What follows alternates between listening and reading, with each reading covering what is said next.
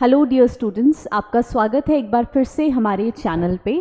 और आज हम लोग यहाँ पर एक बहुत इम्पॉर्टेंट चीज़ पे बात करने वाले हैं। अक्सर कई बार स्टूडेंट्स ये पूछते हैं कि हम उत्तराखंड पीसीएस की तैयारी कर रहे हैं, बट हमें उसके लिए एक अफेक्टिव स्ट्रैटेजी की ज़रूरत है कि अगर हमें एग्जामिनेशन अगले 6 से 8 महीने के अंदर ही देना है तो उसके लिए मेरे पास एक क्या पर्टिकुलर रोड मैप होना चाहिए। बहुत सी ऐसी क्वेरीज आती हैं और मैं आपसे एक बात और कहना चाहती हूँ कि 6 to 8 मंथ्स में क्या एक्चुअली में ये एक अचीवेबल गोल है? क्या आप उत्तराखंड पीसीएस का एग्जामिनेशन अगले 6 महीने या 8 महीने में निकाल सकते हैं?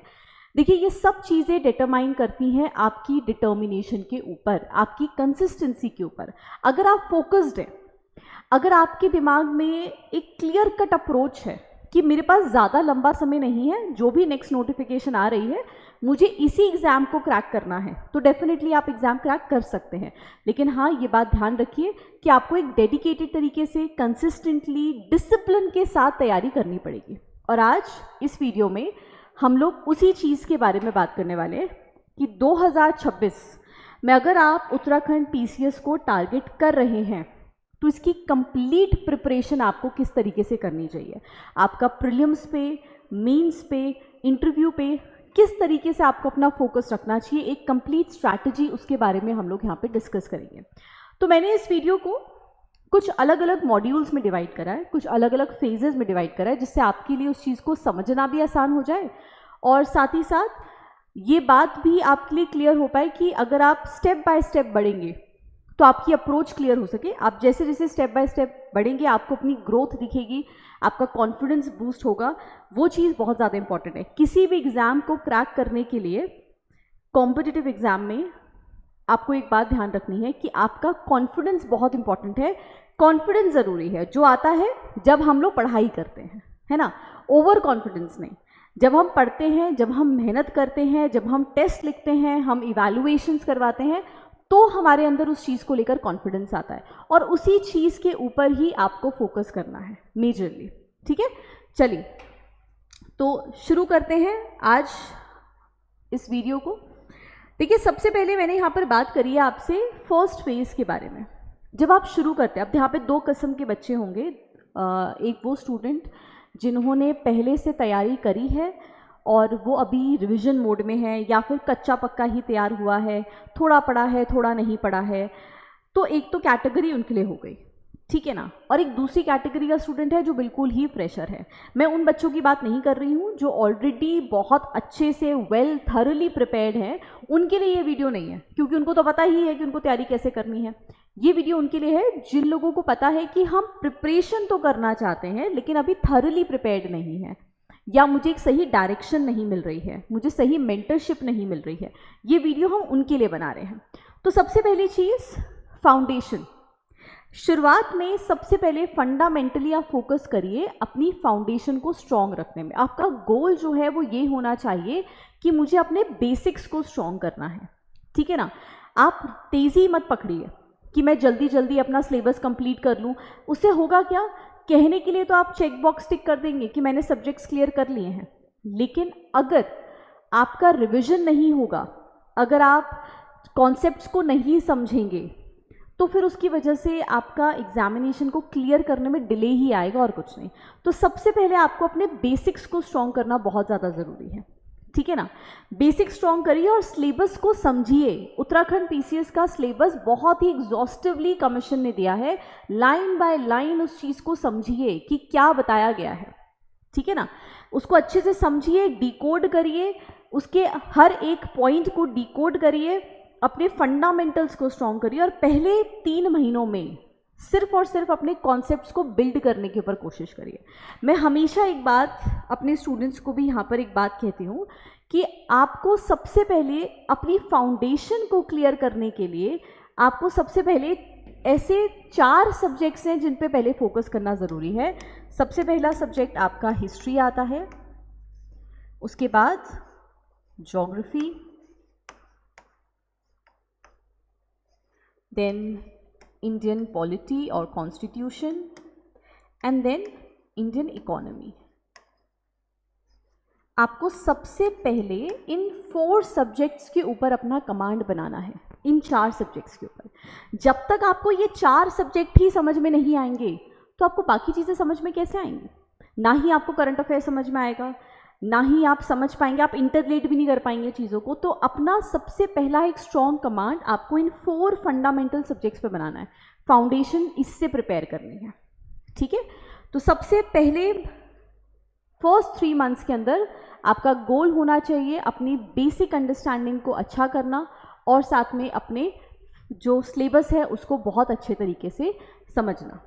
अब जब मुझे अपने बेसिक्स को स्ट्रॉन्ग करना है तो मुझे सबसे पहले क्या करना पड़ेगा? डेफिनेटली आपको एनसीईआरटीज पढ़नी पड़ेंगी। Subjects history, geography, polity, economics, इन सब के लिए आपको बेसिक समझने के लिए, फंडामेंटल्स को स्ट्रॉन्ग करने के लिए आपको एनसीईआरटी को पढ़ना पड़ेगा। लेकिन पढ़ना ही नहीं है, उसको एग्जॉस्टिवली जब पढ़ो तो पढ़ो। और इसमें भी ये चीज़ आती है कि भाई अगर आप ई बुक से नहीं पढ़ सकते हैं तो प्लीज़ अपने पास हार्ड कॉपी रखिए, उसको अंडरलाइन करिए, उसको हाईलाइट करिए उन पॉइंट्स को, या फिर उसमें से भी अपने क्रिस्प नोट्स बनाइए, लेकिन एनसीईआरटीज को थॉरली पढ़िए। और फिर साथ ही साथ जब आपकी थोड़ी अंडरस्टैंडिंग बढ़ने लग जाए तो फिर उसके बाद आप करंट अफेयर्स को पढ़ना भी शुरू करिए, क्योंकि पहले महीने से ही अगर आप शुरू कर देंगे करंट अफेयर्स पढ़ना तो भी आपको कुछ समझ में नहीं आएगा, ठीक है। आप पहले से पढ़ते आ रहे हैं, वेल एंड गुड। अगर आपने कभी न्यूज़पेपर्स रीडिंग नहीं करी है तो प्लीज़ पहले आप सब्जेक्ट्स पे फोकस करिए, उसके बाद after a span of like 30 और 45 डेज और 60 डेज आप थोड़ा बेसिक करंट अफेयर्स को पढ़ना शुरू करिए, न्यूज़पेपर रीडिंग स्टार्ट करिए, मंथली मैगजीन पढ़ना शुरू करिए, फिर उसमें जो कॉन्सेप्ट्स आते हैं उनको इंटीग्रेट करिए आप अपने सब्जेक्ट के साथ, ठीक है ना, और रिलेट करिए डिफरेंट सब्जेक्ट्स के अंदर, ठीक है। उत्तराखंड के सेक्शन को भी थोड़ा थोड़ा पढ़ना स्टार्ट करिए, क्योंकि उत्तराखंड का अपने आप में एग्जामिनेशन में बहुत बड़ा वेटेज है, तो थोड़ा थोड़ा आप उसको भी सेक्शन को स्टार्ट करिए। शॉर्ट नोट्स बनाइए, ठीक है, जो रिवीजन फ्रेंडली हो उनके शॉर्ट नोट्स बनाइए आप, ठीक है, वो इंपॉर्टेंट है। और सबसे इंपॉर्टेंटली, जैसे मैंने आपसे भी कहा भी, आपका पहला फोकस होना चाहिए आपकी अंडरस्टैंडिंग पे, ठीक है ना। आपको रट्टाफिकेशन नहीं करनी है किसी भी स्थिति में, ठीक है। सबसे इंपॉर्टेंट चीज़ है कि आप अंडरस्टैंडिंग पे फोकस करिए। कंसेप्ट्स अगर एक बार बन गए तो कंसेप्ट्स कभी नहीं भूलोगे। हाँ, जो फैक्ट्स होते हैं उनका हमें बहुत बार रिवीजन करना पड़ता है, वो आप एग्ज़ाम से पहले भी करेंगे, वो चल जाएगा, लेकिन कंसेप्चुअल बिल्डिंग होनी बहुत ज़्यादा ज़रूरी है। तो पहला फेज़, जो फर्स्ट फेज़ है, उसमें हमें सिर्फ मेजरली किस पे फोकस करना है? पहले तो अपने फंडामेंटल सब्जेक्ट्स के ऊपर थोड़ा थोड़ा इंटीग्रेट करना है, करंट अफेयर्स को, उत्तराखंड को, क्योंकि उत्तराखंड भी देखो तब तक समझ में नहीं आएगी, तब तक नेशनल जीएस समझ में नहीं आएगी, तो उत्तराखंड भी तभी समझ में आएगी। उत्तराखंड का भूगोल भी तभी समझ में आएगा जब आपको नेशनल जीएस पता होगी, ठीक है ना। और फिर इंपॉर्टेंटली, जैसे मैंने आपसे कहा कि आपको फोकस करना है किसके ऊपर? अंडरस्टैंडिंग पे, कंसेप्चुअल क्लैरिटी के ऊपर। हर एक चीज़ को मैं कंसेप्चुअली स्ट्रॉन्ग कर सकूं। मुझे याद नहीं हो रहा है, इट्स ओके, याद सब कुछ हो जाएगा, रिविजन करते जाएंगे सब कुछ याद हो जाएगा, लेकिन सबसे पहले कंसेप्ट मुझे समझ में आ जाए। फिर उसके बाद आप बढ़ते हैं अपने सेकेंड फेज की तरफ, ठीक है ना। जब आप सेकेंड फेज की तरफ आते हैं तो सेकेंड फेज में आप किस चीज़ के ऊपर ध्यान देते हैं? अब क्योंकि आपने एनसीईआरटीज कवर कर ली हैं तो एनसीईआरटी के बाद अब आप अपनी स्टैंडर्ड बुक्स पे आ सकते हैं। अब यहाँ पे कंसेप्चुअल क्लैरिटी 3 से 4 महीनों के अंदर और ज़्यादा उसको स्ट्रॉन्ग करना है। अब फॉर एन एग्जाम्पल, मैं आपसे एक एग्जाम्पल के तौर पे बोलती हूँ। मान लीजिए आप ज्योग्राफी पढ़ रहे हैं, ठीक है। अब पहले 3 महीनों में आप जब आपने ज्योग्राफी पढ़ी, आपने एनसीईआरटी पढ़ी, आपने वहाँ पे लैंड फॉर्म्स के बारे में पढ़ा, आपने वहाँ पे साइक्लोन के बारे में पढ़ा, आपने वहाँ पे क्लाइमेटोलॉजी के बारे में पढ़ा, ठीक है। आपने जो कुछ भी पढ़ा उसका आपको अप्रॉक्सीमेटली 50-55% चीज़ें समझ में आ गई, लेकिन अब आपको थोड़ा और डेप्थ में जाना पड़ेगा।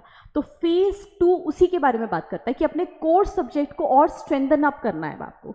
एक बार बेसिक अंडरस्टैंडिंग होने के बाद अब मुझे उसकी गहराई में उतरना है, तो उसके लिए आपको यहाँ पे स्टैंडर्ड बुक्स भी पढ़नी पड़ेंगी और साथ ही साथ आपको कंसेप्चुअल क्लैरिटी और ज़्यादा अपनी इन्हांस करनी पड़ेगी, ठीक है। उसके लिए जैसे अगर आप इंडियन कॉन्स्टिट्यूशन उठा लीजिए, पॉलिटी उठा लीजिए, तो Laxmikanth it is a Bible, वो आपको पढ़नी ही है। और प्लीज़ ये मत बोलिएगा कि कितनी बार लक्ष्मीकांत पढ़ें। अरे जब तक आपका एग्ज़ाम क्लियर नहीं होता आपको उतनी बार लक्ष्मीकांत पढ़नी पड़ेगी, क्योंकि अगर आप नहीं पढ़ रहे हैं तो आपका कॉम्पिटिटर तो ज़रूर पढ़ रहा है, तो आपको लक्ष्मीकांत उसी के अकॉर्डिंगली कवर करनी पड़ेगी। फिर मॉडर्न हिस्ट्री है तो वहाँ पे आपको स्पेक्ट्रम पढ़नी पड़ेगी।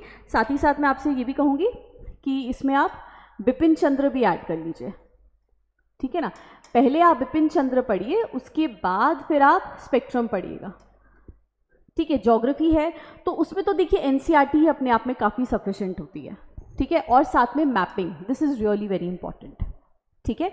इकोनॉमिक्स की बात करें तो बेसिक कंसेप्ट्स आपको पता होने चाहिए इकोनॉमिक्स के, और करंट के साथ इंटर रिलेट करना आना चाहिए। बहरहाल उत्तराखंड के पेपर में इकोनॉमिक्स बहुत ज़्यादा डिफिकल्ट नहीं आती है, बेसिक कंसेप्ट्स के ऊपर आती है, बट क्योंकि आपका जनरल स्टडीज़ का पेपर 3 पूरा इकोनॉमिक्स के ऊपर है, एग्रीकल्चर के ऊपर है, तो आपको एक अच्छी अंडरस्टैंडिंग चाहिए इसमें। ये 4 सब्जेक्ट आपके फंडामेंटल सब्जेक्ट्स हैं उत्तराखंड में। उत्तराखंड का कल्चर, यहाँ की ज्योग्राफी, गवर्नमेंट की स्कीम्स, यहाँ का political structure, economic survey, budget के सिर्फ तभी समझ पाओगे जब नेशनल जीएस आपकी अच्छी होगी।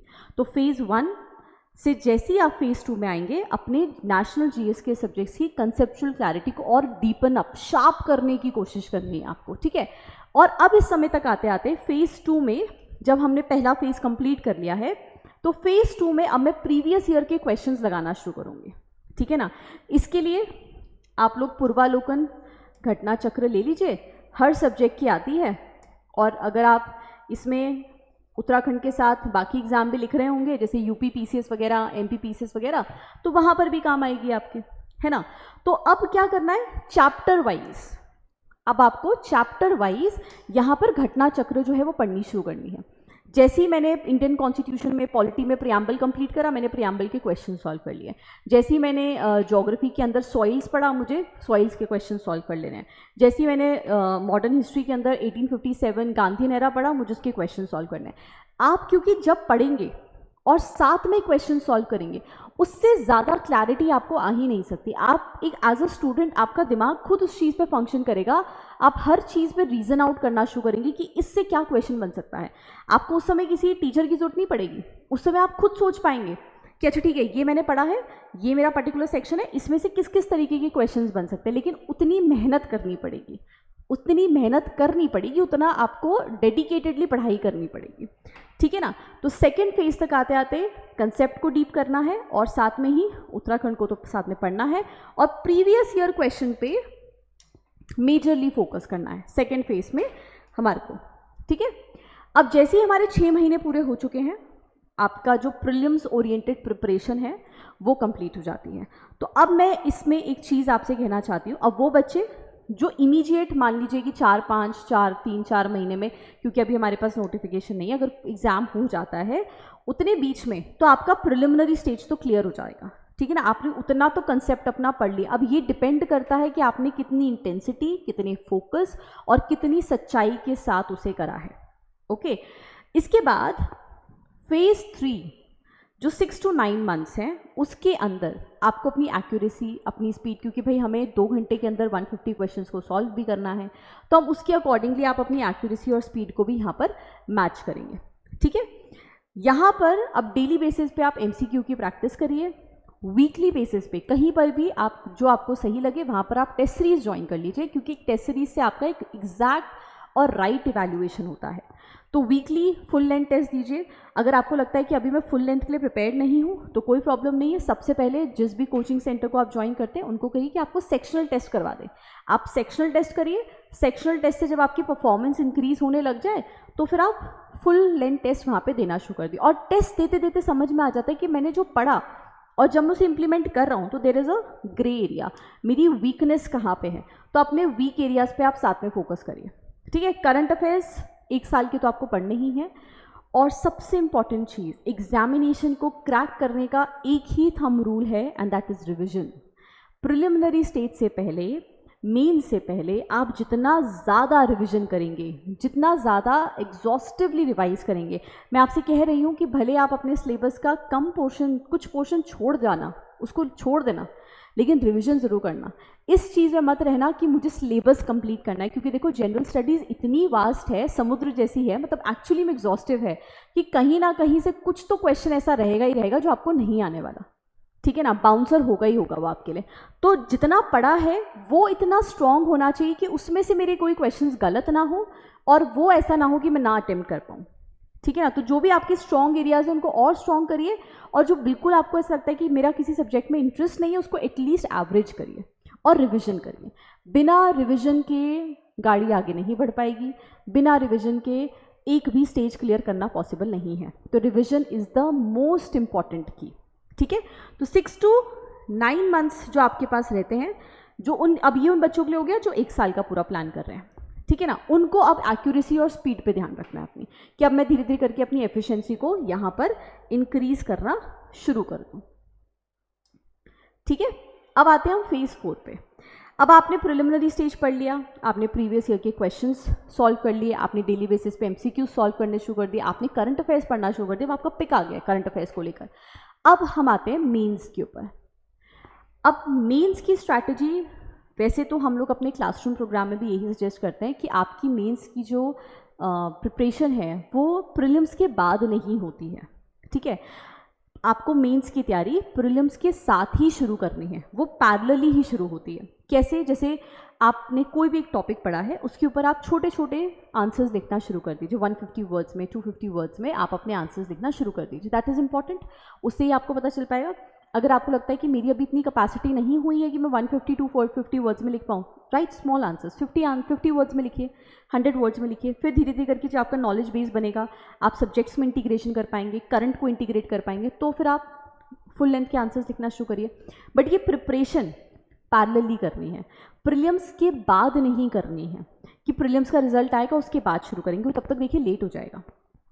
ठीक है ना, तो शुरुआत अभी आपको साथ में ही करनी पड़ेगी, पैरेलल ही आपको इसकी प्रिपरेशन स्टार्ट करनी पड़ेगी। क्लासरूम में हम भी यहाँ पर बच्चों को साथ में ही करवाते हैं, वही चीज़ आपको यहाँ पे करनी पड़ेगी। तो आंसर राइटिंग की प्रैक्टिस अब शुरू कर दें, मतलब आपने जैसे शुरू करा है तो जो टॉपिक आप पढ़ते जाएं उनके हर एक टॉपिक के ऊपर एक एक आंसर्स लिखना शुरू कर दीजिए। मेजरली फोकस यहाँ पर अब किस पे रखना है? जनरल स्टडीज़ और उत्तराखंड के सेक्शन को। और जब भी आंसर लिखें उसको 3 पार्ट्स में, इंट्रोडक्शन, बॉडी और कंक्लूजन, 3 पार्ट्स में इंटीग्रेट करके प्रॉपर डिवीजन करके लिखिए। अपने मेंटर से इवैल्यूएट ज़रूर करवाएं जिससे आपको गाइड कर पाएँ, और फिर मेंटर से ये भी बोलिए कि वो आपको खुद भी एक आंसर लिख कर दें या आपको गाइड करे कि आंसर कैसे लिखना है। फैक्ट्स का इस्तेमाल करिए, जहाँ पर भी जो भी आप टॉपिक पढ़ते हैं अपने पास एक सेपरेट नोटबुक भी बना लीजिए, जहाँ पे कोई पर्टिकुलर केस स्टडी है, कोई पर्टिकुलर रिपोर्ट है, पर्टिकुलर कोई डेटा आया है, उसके फैक्ट्स को नोट करते जाइए, जिससे जब मैं आंसर लिखूँ तो वो सारी चीज़ें मैं अपने आंसर में इंटीग्रेट कर पाऊँ। एग्जाम्पल्स, डायग्राम, इन सब का इस्तेमाल करिए। लेकिन ये कब हो पाएगा? जब आप रेगुलरली प्रैक्टिस करेंगे। एग्ज़ाम वाले दिन ये पॉसिबल नहीं है कि मैंने सब पढ़ लिया, मेरे दिमाग में सब कुछ है और मैं वहाँ पे जाके डायग्राम्स बना लूँगा। That is not possible. आपके पास इतना समय ही नहीं होता, आपको पेपर भी कंप्लीट करना है, आपको एटलीस्ट अपने आंसर्स को एवरेज तो लिखना ही है कि मुझे एक प्रॉपर डिसेंट स्कोर मिल सके। ये सिर्फ तभी हो पाता है जब आपने अच्छे से प्रैक्टिस करी है। जब तक आपने अपनी मसल मेमोरी को ट्रेन नहीं करा होगा तब तक ये पॉसिबल नहीं हो पाएगा। तो मेंस के आंसर्स पैरेलली शुरू कर दीजिए। आई विल सजेस्ट कि जब आप फर्स्ट फेज़ में होंगे 0 से 3 मंथ्स के बीच में, तभी थोड़ा थोड़ा आंसर लिखना शुरू कर दो। अगर दिन के 2-3 नहीं लिख सकते, एक आंसर लिखो। महीने में एटलीस्ट 30 आंसर्स लिखोगे ना, तो जब 30 डेज़ के बाद जो 31st आंसर होगा ना, तुम्हें खुद इंप्रूवमेंट देखना शुरू मिल जाएगा कि मैं पहले दिन कैसे आंसर्स लिख रही थी, 1 हफ्ते बाद कैसा लिख रही हूँ, 2 हफ्ते बाद, 3 हफ्ते बाद और 1 महीने बाद में कैसा आंसर लिख रही हूँ। वो आपको अलग एक कॉन्फिडेंस ज़रूर देगा। And then the final stage which is a interview preparation. इसकी प्रिपरेशन कभी भी अलग से नहीं होती है, ओके कि आप जो कुछ भी पढ़ते हैं इस पूरी सिविल सर्विसेज की प्रिपरेशन के दौरान, आप जो कुछ भी पढ़ते हैं ये सब आपकी पर्सनालिटी को ऑटोमेटिकली क्रिएट कर रहा होता है। आपका एक परसेप्शन बिल्ड होता है, आपका हर चीज़ को लेकर एक पर्टिकुलर ओपिनियन डेवलप होता है, और वो कहीं ना कहीं आपकी पर्सनालिटी को डेवलप कर रहा है, उसे नर्चर कर रहा है। तो यहाँ पर आपकी पर्सनालिटी ज़्यादा मैटर करती है रैदर देन दी नॉलेज, क्योंकि नॉलेज की टेस्टिंग तो आपकी प्रीलिम्स और मेंस की स्टेज में हो चुकी है, इससे ज़्यादा उन्हें कोई टेस्टिंग नहीं करनी। अब इंटरव्यू राउंड इज़ कि आप सिचुएशंस को कैसे हैंडल करते हैं, क्या आप पैनिक करते हैं, आपकी साइकोलॉजी कैसी है, उन सब चीज़ों को मॉनिटर करने के लिए बैठे हैं। तो यहाँ पर जो फेज़ 5 है हमारा, वो बात करते हैं इंटरव्यू के बारे में, और इंटरव्यू की प्रिपरेशन आपकी अलग से नहीं है। इसीलिए जब भी पढ़ें, करंट इवेंट्स को स्पेसिफिकली पढ़ें, तो हमेशा एक थॉट दिमाग में रखें कि अगर मैं इस सिचुएशन में होता या मैं इस सिचुएशन में होती तो मैं क्या करती। अगर मेरे पास ये पर्टिकुलर कोई, मान लीजिए कहीं पे वाटर क्राइसिस है, आप किसी डिस्ट्रिक्ट रीजन में और वहाँ पे ग्राउंड वाटर लेवल बहुत ज़्यादा रिड्यूस हो चुका है और आप वहाँ के डिस्ट्रिक्ट मजिस्ट्रेट हैं, आपके ऊपर ये जिम्मेदारी है कि भाई हमें ग्राउंड वाटर लेवल को दोबारा से इसको रीवैम्प करना है, इरिगेशन लेवल को हमारे को यहाँ पे रीवैम्प करना है, आप क्या करते हैं? वो चीज़ आपको अपने अंदर लेकर आनी है। जब आप इस तरीके से एनालिटिकली सोचना शुरू कर देंगे, यू विल सेल थ्रू। उस समय फिर आपको कोई टेंशन लेने की बात नहीं है, तब आप आराम से एग्ज़ाम को क्लियर कर लेंगे।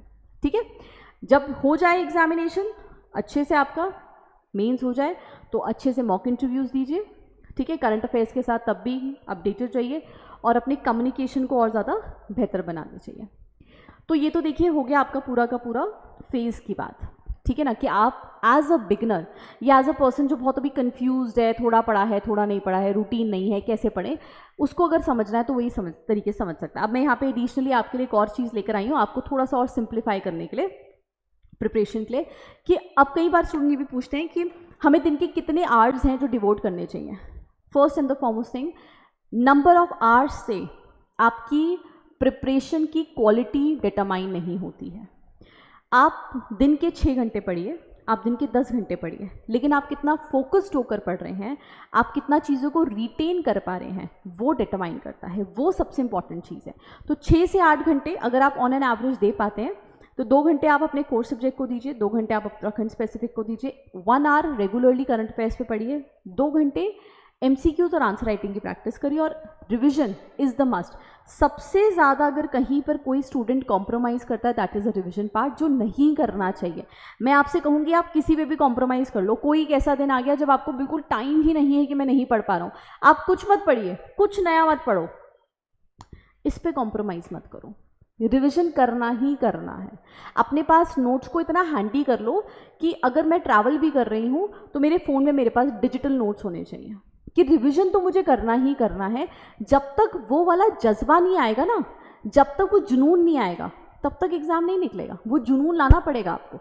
ठीक है ना, तो अगर आप डेली कोई एक प्लान चाहते हैं तो इस तरीके से भी आप एक प्लान को यहाँ पर फॉलो कर सकते हैं। जनरली टॉपर्स की स्ट्रैटेजी भी ऐसी होती है कि वो लिमिटेड रिसोर्सेज को ही लेकर आते हैं और मल्टीपल रिविजन करते हैं, और प्रीवियस ईयर क्वेश्चंस को लगातार रेगुलरली वो लोग प्रैक्टिस करते रहते हैं, जिससे उन्हें पता रहे, और बहुत ही स्मॉल क्रिस्प नोट्स बनाते हैं, जिससे अगर मान लीजिए कि 10 पेज का कोई चैप्टर है जो आपने बुक से पढ़ा है, उसे 1 पेज के अंदर आपको समराइज़ करना है, क्योंकि बार बार आपके पास उतना पढ़ने का समय नहीं होगा। रिसोर्सेज को ओवरलोड नहीं करना, और कंसिस्टेंसी ज़्यादा इंपॉर्टेंट है। किसी दिन मैं मोटिवेटेड हूँ तो मैं 10 घंटे पढ़ लूँ, और अगले दिन मैं मोटिवेटेड नहीं हूँ तो मैं बिल्कुल भी नहीं पढ़ूँ, ऐसे काम नहीं चलेगा। आप रोज़ पढ़िए, every day you have to show up on your study table, you have to be consistent, and only then this exam will give you the tremendous results, the results which you dreamt of. Okay, so ये चीज़ भी आपके लिए important है। कई बार एक common mistakes रहती हैं कि हम बहुत ज़्यादा पढ़ते हैं, ओवर रीडिंग करते हैं। अब हिस्ट्री पढ़ रहे हैं तो हिस्ट्री पे ही 10 किताबें पढ़ ली, एनसीईआरटी भी पढ़ रहे हैं, फिर वहाँ से उपिंदर सिंह भी पढ़ रहे हैं, सतीश चंद्रा भी पढ़ रहे हैं, यहाँ से हम लोग BL ग्रोवर भी पढ़ रहे हैं, शेखर बंकोपाध्याय भी पढ़। इतना नहीं पढ़ना है आपको, जितना पढ़ रहे हैं उसको रिवाइज करिए, वो इम्पॉर्टेंट है। तो ओवर रीडिंग नहीं करनी है। उत्तराखंड को स्किप नहीं करना है, क्योंकि उत्तराखंड का वेटेज है, तो उसे स्किप मत करिए। आंसर राइटिंग की प्रैक्टिस नहीं करते जो स्टूडेंट्स, वो भले ही प्रीलिम्स निकाल लें, बट मेंस में फिर चैलेंज आता, फिर देखिए साइकिल विशियस है, फिर शुरू से शुरू करोगे। इसलिए आंसर राइटिंग की प्रैक्टिस अभी से शुरू करो। रिवीजन की कोई स्ट्रैटेजी नहीं होती, मैंने आपसे कहा ना, आप कुछ भी मिस कर दो, लेकिन रिवीजन ज़रूर करना, उसको मिस मत करना। और स्टडी है लेकिन विदाउट टेस्ट आना। पढ़ रहे हैं लेकिन उसका कोई मापदंड नहीं है मेरे पास। मुझे नहीं पता कि मैं कितना ज़्यादा आगे बढ़ चुकी हूँ, पीछे हूँ, क्या स्कोर है, नहीं जानते। तो study without test will not give you results. Test ज़रूर और ज़रूर अटेम्प्ट करिए। ठीक है, तो हर वो स्टूडेंट से जो उत्तराखंड पीसीएस की तैयारी कर रहा है, अपकमिंग एग्जामिनेशन को इस साल में 2027 में आप टारगेट कर रहे हैं, मेरी आपसे यही चीज़ है, यही कहना है कि आप रोड मैप को फॉलो करिए डिसिप्लिन के साथ। अगले 8 से 10 महीने अगर आप इसको डिसिप्लिन के साथ फॉलो करते हैं, कंसिस्टेंट रहते हैं और अपनी जर्नी को ट्रस्ट करते हैं और अपने साथ लॉयल रहते हैं। देखिए, आप किसी को भी कुछ भी कह सकते हैं। आप अपने टीचर्स को कह सकते हैं कि मैं पढ़ रही हूँ, आप अपने पेरेंट्स को कह सकते हैं मैं पढ़ रही हूँ, आप अपने फ्रेंड्स को कह सकते हैं मेरे पास टाइम नहीं है, मैं पढ़ रही हूँ, मेरे पास इतना समय नहीं होता, लेकिन आप अपने आप से कभी झूठ नहीं बोल पाएंगे। तो अपने साथ ऑनेस्ट रहिए, कंसिस्टेंट रहिए और साथ ही साथ अपनी स्किल को हर दिन इम्प्रूव करते जाइए। That is the most important thing. Okay, और ये चीज़ इम्पॉर्टेंट है, इसीलिए मैं इतना इस पर थोड़ा फोकस करके बोल रही हूँ कि प्लीज़ अपने साथ लॉयल रहिए, अपना समय मत बर्बाद करिए, जितना आपके पास टाइम है उस टाइम का बेस्ट पॉसिबल यूटिलाइजेशन करिए। So this is the final message for all the students. And parallelly यहाँ पे उसी के साथ आपके लिए एक अनाउंसमेंट भी है। अगर आप उत्तराखंड PCS की प्रिपरेशन कर रहे हैं, और पूरा प्लान मैंने आपके साथ डिस्कस करा है, लेकिन अगर आप चाहते हैं कि आपको एक करेक्ट मेंटरशिप मिले, एक सही डायरेक्शन मिले, आप समझ सके कि मुझे तैयारी कैसे करनी है, कोई आपको बैठकर मेंटर कर सके कि अच्छा चलो ठीक है ये फेजेस हैं, लेकिन इसको भी हम माइक्रो प्लानिंग कैसे कर सकते हैं, हर 15-15 दिन में तुम कैसे पढ़ाई करोगे, तुम्हारा फोकस सबसे पहले किस चीज़ पे रहेगा। So we are starting with the new batches. General studies के हमारे नए बैचेस स्टार्ट हो रहे हैं, सीट्स लिमिटेड हैं। आप इसको ऑफलाइन और ऑनलाइन दोनों ही मोड्स पे ज्वाइन कर सकते हैं, और यहाँ से आप एनरोल कर सकते हैं। आप इसमें कंप्लीट जनरल स्टडीज़ का पोर्शन आपका कंप्लीट होगा, रेगुलर टेस्ट और परफॉर्मेंस एनालिसिस रहेगी, स्टडी मटेरियल्स का रेगुलर अपडेशन रहेगा, ठीक है ना। तो आपका अगर फोकस है उत्तराखंड PCS के लिए, तो आप हमारे इस जनरल स्टडीज़ के बैच को ज्वाइन कर सकते हैं। Batch is always in a cyclic order, so आप इस बैचेस को हमारे ज्वाइन कर सकते हैं। डिटेल्स के लिए डिस्क्रिप्शन में हमारे कॉन्टैक्ट नंबर्स होंगे, आप वहाँ से कॉन्टैक्ट करके हमसे फर्दर डिटेल्स ले सकते हैं। क्लासेस ऑफलाइन भी हैं और ऑनलाइन भी हैं, तो जैसे आपको कंफर्टेबल हो तो आप वैसे ज्वाइन कर सकते हैं। अगर आप उत्तराखंड स्टेट से बाहर हैं, देहरादून सिटी से बाहर हैं, क्योंकि सेंटर जो है हमारा देहरादून सिटी में है, तो अगर आप यहाँ से बाहर हैं तो आप ऑनलाइन ले सकते हैं, और अगर आप ऑफलाइन चाहते हैं तो आप हमारे सेंटर पर विजिट करके ऑफलाइन क्लासेस को भी ज्वाइन कर सकते हैं। ओके, सो ये आज की वीडियो में my whole agenda, my purpose was कि वो स्टूडेंट्स जो कन्फ्यूज्ड हैं इस समय कि तैयारी कैसे करें, चाहते तो हैं करना, आई होप आपको ये वीडियो हेल्प करे। कमेंट्स में मुझे आप अपने व्यूज़, आपकी कोई प्रॉब्लम है, आपको लगता है कि प्रिपरेशन अभी डायरेक्शन लेस चल रही है, कोई गाइडेंस अगर आपको चाहिए, आप डेफिनेटली मेरे साथ कनेक्ट भी कर सकते हैं। तो मिलेंगे आपसे नेक्स्ट वीडियो के अंदर। I wish you all the very best for the upcoming examination. तैयारी करिए, मन लगाकर पढ़ाई करिए, और मिलते हैं आपसे नेक्स्ट वीडियो के अंदर। Thank you so much.